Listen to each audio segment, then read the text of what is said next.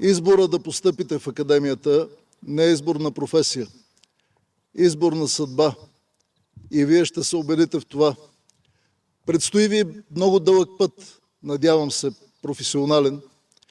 И в рамките на този път ви призовавам да следвате като репери дълга и закона.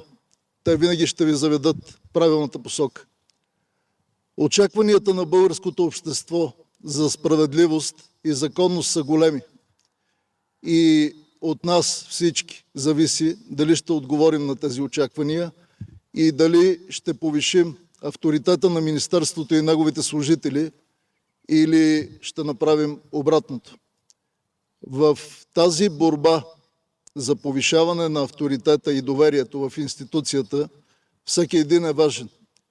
И ние имаме огромни очаквания към вас да се включите, да се влеете в редиците на Министерството и да ни подпомогнете в тази борба с целия си капацитет. Вярвам, че сте способни и че ще го направите.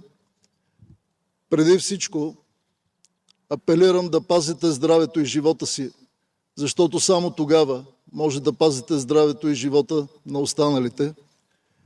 Честито дипломиране! Добре дошли в редиците на МВР!